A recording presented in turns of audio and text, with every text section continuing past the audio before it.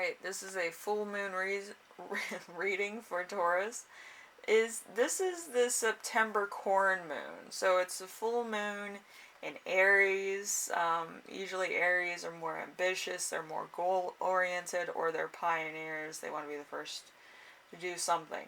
So naturally they're all kind of, you know, questions about what's your next thing. So as that's the course of action, and this is under the first sign of the zodiac, I figure I do a little bit more than, usual. So we have what you can expect out of this cycle. We have the Earth.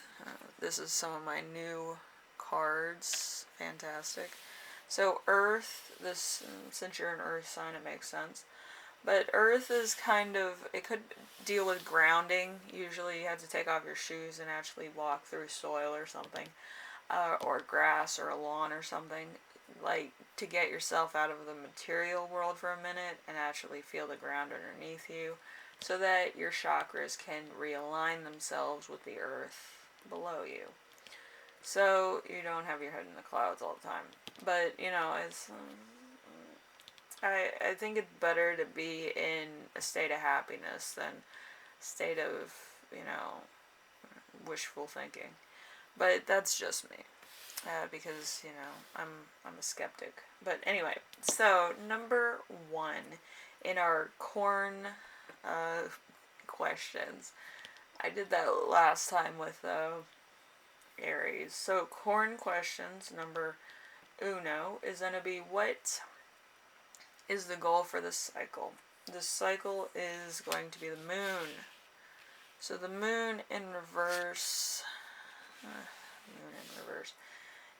All is not as it seems for the worst. Let's see, infidelity and unfaithfulness, confusion, misinterpretations, dangerous situations, and negative energies. So you could be dealing with people that are kind of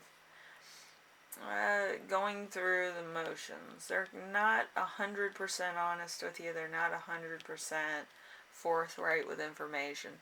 They might be like kind of pulling, when it, like my mom says, Slim Shady on you, and doing the wrong thing, or kind of not giving you the full truth because it might hurt your feelings. But I do feel like there's a lot of cycles going on. There's people going through patterns. You could be going through patterns. You could be going through different things that seem to be wavering on the side of either a miracle or existential dread. I feel like you're somewhere in the middle. So yeah, there's gonna be a lot of cycles coming out right now anyway, because Aries. But yeah, there's other things going on, which will eventually come out probably in the next cycle of, when it's in your sign. So it will stop a lot of cycles.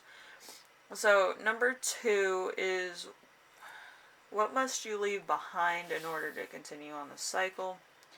We have the Ace of Swords, Ace of Air, which is great love, clarity, things moving quickly, exciting ideas, everything beginning to take shape, maybe some medical treatments, breakthroughs, and sharp mind. I think somebody in your family might be going through a surgery. So, that's something that's going to be taken care of rather quickly. So they could be going through it right now during the full moon, or they might have just went through it. So it's kind of like the full moon's kind of going to be a recovery cycle for them. So let's see. The next corn question is going to be, how can you release your inner warrior? So your inner warrior kind of is your zodiac in its purest form. And you could have some other signs in your, zodiac chart reading. So we have the 8 of Air. The 8 of Air, let's see, it's either going to be a Libra, Aquarius, or a Gemini. I feel like that you're kind of at odds with somebody who's an air sign. But anyway, we have criticism, slander, having controlling people around you, placing restrictions on yourself, freedom, being in bad health, self-acceptance, and new perspectives. So, let's see. So your thing's Earth. You need to ground yourself because you might be taking on too much at this current time. Grounding, you have to take off your shoes, maybe do some meditation, maybe some yoga. Just make sure it's in a safe spot without any glass or metals or anything, you know. You might want to take a yoga mat out there, or like a carpet or something that's, you know, kind of used for the door steps, just so you can ground yourself in the soil, outside, or, you know, sidewalks or whatever you want to do. But you do have to kind of ground yourself in order to take on a lot of stress and a lot of you know, negative people sometimes. I had to do that yesterday. And in my backyard, I have a lot of those briars because I have raspberries. And I got a briar through my foot. So it was like, grounding. Blah. You know, so just watch out for briars or thorns or anything like that. And try to, like, kind of get to a section where it's clear. I'm kind of a wild child when I'm outside, so, you know, I think I went a little bit too far out of the way and I didn't really look where I was going, and that's how it happened. But, you know, it's nature. You just put on some antiseptic or some saline solution and you're fine. And I got the splinters out, but, you know, it is what it is. But yes, grounding does help you take on more stressful situations, more stressful people, things that you wouldn't normally accept and things that you normally wouldn't do. But with me, I'm kind of, again, a skeptic. So, you know, maybe you're a skeptic too. You know, it happens because there's certain things that trigger you into skepticism and other things that trigger you into a point of acceptance. So depending on how you feel at the current moment or on these current cycles, you know, it depends. Anyway, number 4, we have what fuels your drive.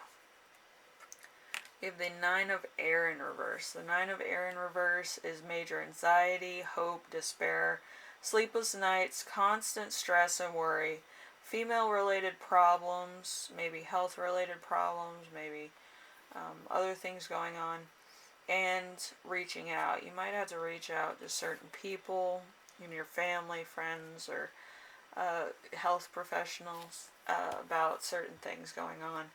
So you might also be going through emotional, mental therapy stuff too, which is good. People will be like putting a stigma on mental health, but you do have to make an attempt to help yourself. Usually self-help isn't 100% good all the time. It just helps you get started on your quest to become who you need to be, but a lot of times you do need help along the way, so it's always good to seek that type of help if you need it. So anyway, Taurus, hopefully my corn questions helped you, and my cats weren't that noisy. But yeah, I have a few of my cats inside because it's cold outside. It's like 40 degrees outside. So they're either fighting or they're fighting over food or something downstairs.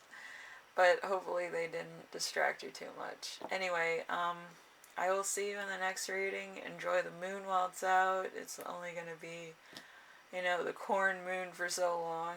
It's pretty exciting. But yeah, usually it's not under Aries. Usually it's under, like, I think it's Sagittarius. But yeah, having it under Aries actually puts a lot of things in perspective, and you might be the first one to do something really cool or really positive or really, you know, inventive. So just think about it like that. But you might need somebody who's an air sign, or somebody who's an earth sign, or somebody who's a, you know, a fire sign to just help you get better acquainted with your options and what's going on. Okay, so more expert opinion, you know. Anyway, I will see you in the next reading, alright? Later.